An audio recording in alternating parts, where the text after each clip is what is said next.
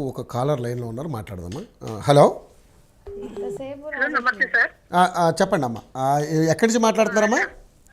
Sir నా పేరు వనజ అని నల్గొండ నుంచి మాట్లాడుతున్నాను. చెప్పండి అమ్మా.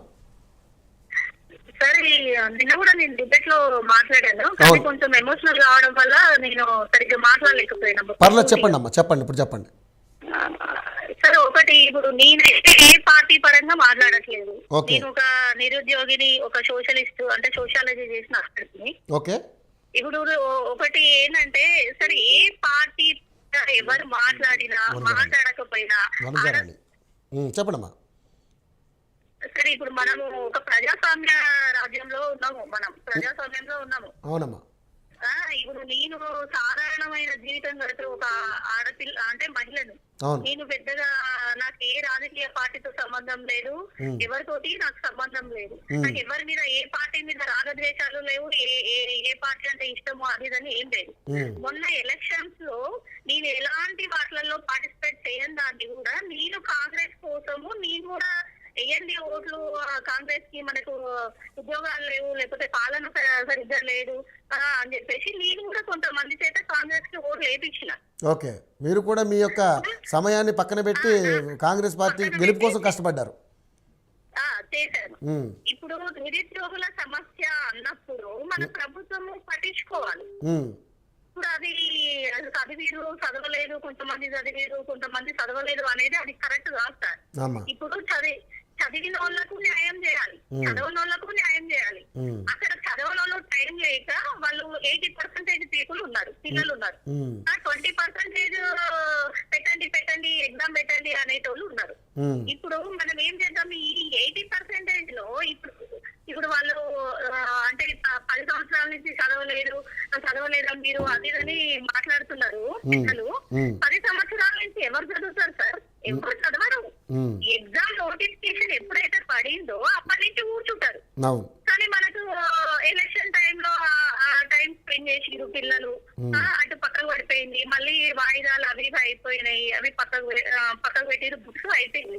ఇప్పుడు అందరు ఉన్నోళ్ళ పిల్లలే ఉండరు కదా సార్. ఇప్పుడు కష్టం చేసుకునేటోళ్ళు ఉంటారు, వాళ్ళు ఏం చేయాలి, వాళ్ళు పని చేసుకోవాలి, పైసలు సంపాదించుకోవాలి, వాళ్ళ కుటుంబం వెళ్ళడానికి.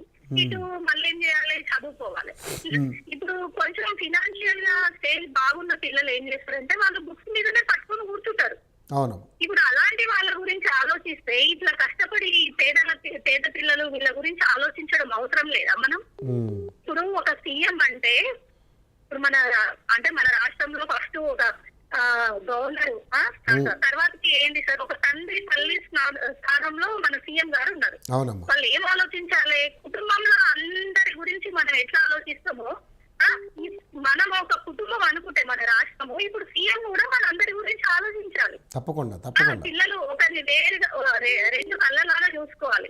ఇప్పుడు నీకు 80% పిల్లలు, వాళ్ళు పేద పిల్లలు, వాళ్ళకి టైం లేక కూలీలు పని చేసుకొని వీలున్నప్పుడు చదువుకుంటూ ఉండేటోళ్ళకి వాళ్ళకి టైం లేదని అడుగుతుంటారు. వాళ్ళు 45 days లో చదవలేదు, అంటే 36 days లో చదవలేకపోయినారు. టెట్ తర్వాత వాళ్ళకి కొంచెం టైం ఇస్తే తప్పేం లేదు. ఇంకోటి సార్, ఇప్పుడు మన సీఎం గారికి ఒక తల్లి తండ్రి స్థానంలో ఉంటారు అని చెప్తాను. ఇప్పుడు మన నిరుద్యోగుల సమస్య వదిలేసి నువ్వు పక్క రాష్ట్రాలకు వెళ్ళొస్తున్నావు, అటెళ్ళొస్తున్నారు, ఇటెళ్ళొస్తున్నారు. మీకు ఒక గంట టైం పిల్లలకి, గంట కూడా కాదు సార్, ఒక్క పావు గంట టైం మీకు దొరకట్లేదా?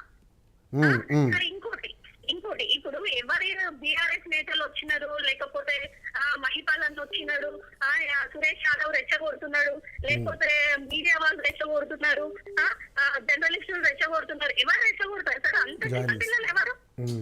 ఒక గ్రాడ్యుయేట్ చేసిన మేము, ఎవరి మాటలు ఎందుకు వింటాం సార్ మేము? అది ఒక అభద్రతా భావంతో ప్రభుత్వం ప్రవర్తిస్తుంది. అభద్రతా భావం ఉంది ఫస్ట్ ప్రభుత్వం దగ్గర. ప్రభుత్వం దగ్గర అభద్రతా భావం ఉందంటారా? ఉంది సార్, పక్కా. ఇప్పుడు మీ బీఆర్ఎస్ వాళ్ళకి ఎందుకు భయపడుతున్నారు సార్?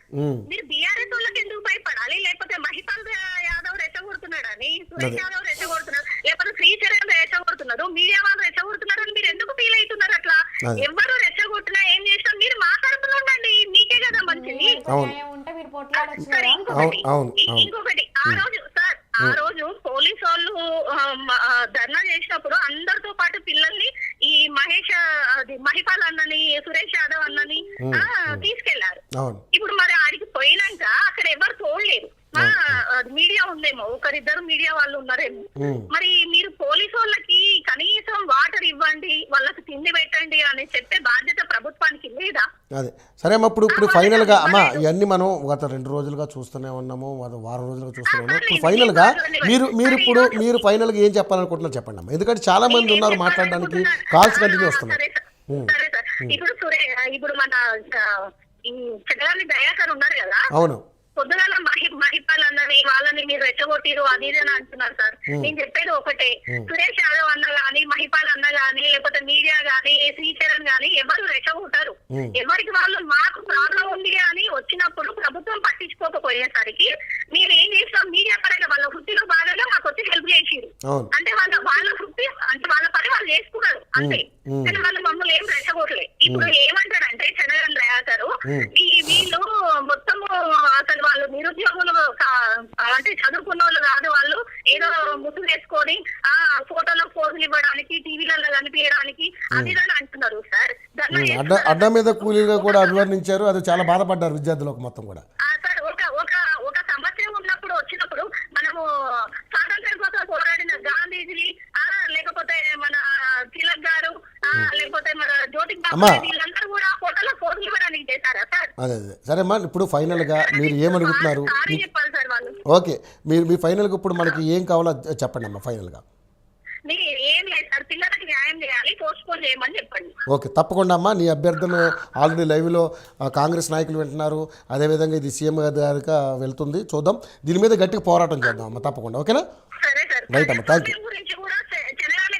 చాలా నీచంగా మాట్లాడింది సార్, ఏం ప్రజాస్వామ్యం ఏంది అని చెప్పేసి మాట్లాడింది సార్, అట్లా మాట్లాడకూడదు. అదే అమ్మా, వాళ్ళ విజ్ఞతకు వదిలేద్దాము, వాళ్ళకి తెలిసేలాగా మీరు చేయండి. మీ పోరాటం మీరు కంటిన్యూ చేస్తున్నారు కాబట్టి చూద్దాం ఇది ఎక్కడి వరకు వెళ్తుంది చూద్దాం, మన న్యాయం జరిగే వరకు మనం పోరాడదాం, అంతవరకే.